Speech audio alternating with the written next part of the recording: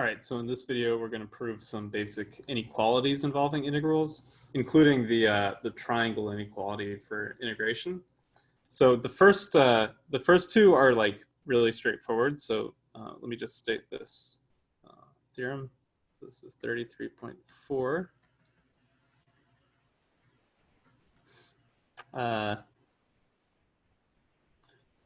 If f and g are, I'm going to start integrating or abbreviating integrable like this, IBLE,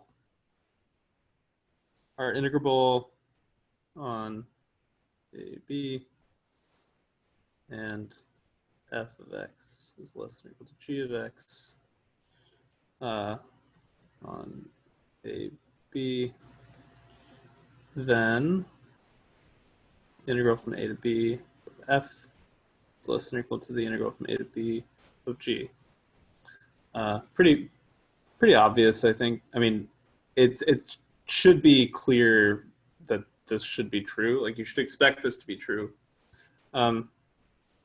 If g is continuous and non-negative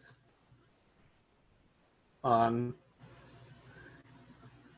AB and the integral from a to b of g is 0, then g equals 0 identically on AB. Oops. Okay, so sorry, hold on. Right. Yeah, the second one is really useful for like if you know that the integral of the absolute value of a function is 0, then like if you know the integral of the absolute value of a continuous function is 0, then that means that the function itself is 0. And that ends up like coming up a lot, especially in like functional analysis. That kind of reasoning is like really useful. So the second one is actually more useful than it might seem. Okay, so the proof of 1 is very straightforward. Consider h equals g minus f, then h of x greater than or equal to 0 on AB. And h is integrable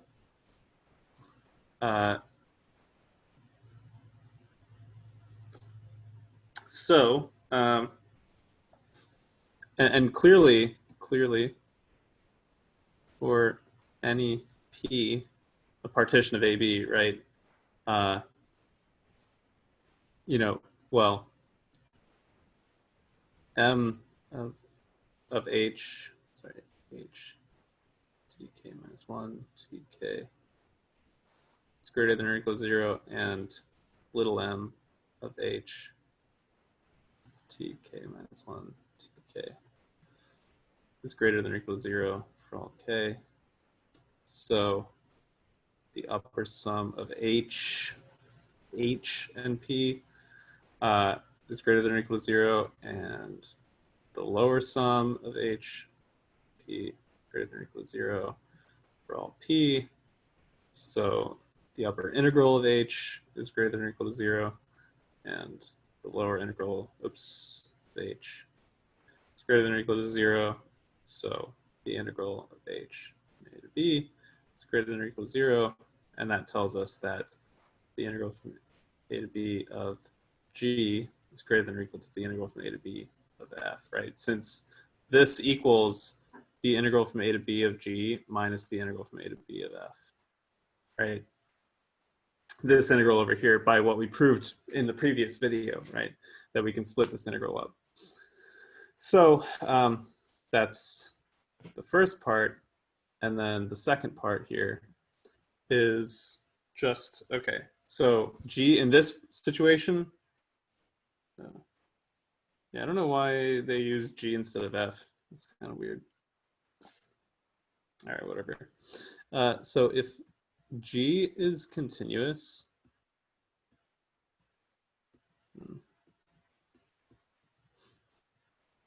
and g of x is greater than 0,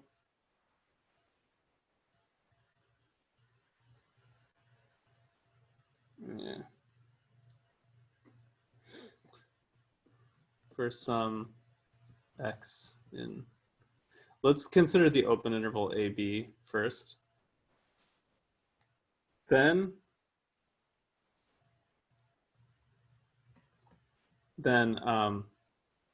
yeah, they're actually missing like a minor detail in their argument. Okay, whatever.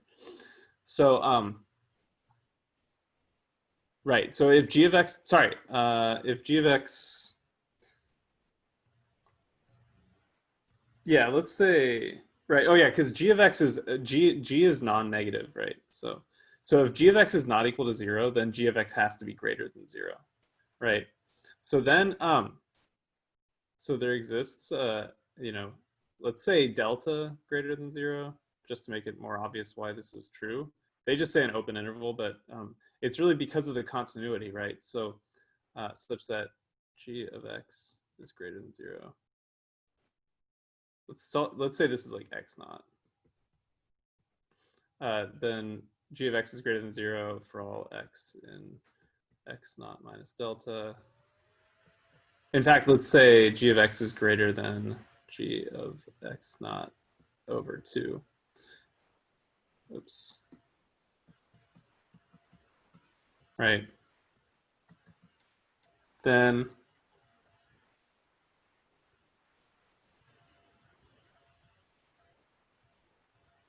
right. Okay, we haven't technically proved this, but it's fairly straightforward. The integral, okay, so then the integral from a to b of g is greater than or equal to the integral from x naught minus delta to x naught plus delta of g, which is greater than or equal to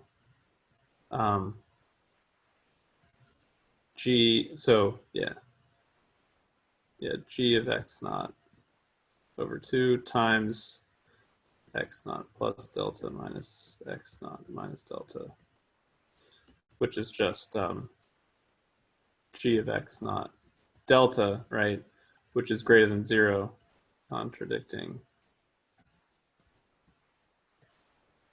that the integral from a to b of g equals 0, right?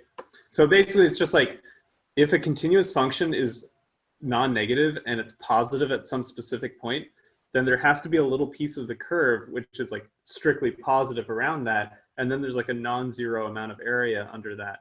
So so the integral can't be 0 basically, right? So yeah, that's basically the argument. Technically, we only showed so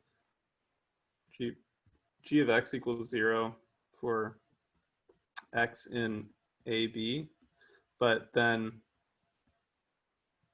g of a is like the limit as x approaches a from above of f of x, and that, or sorry, g of x, yeah, g of x.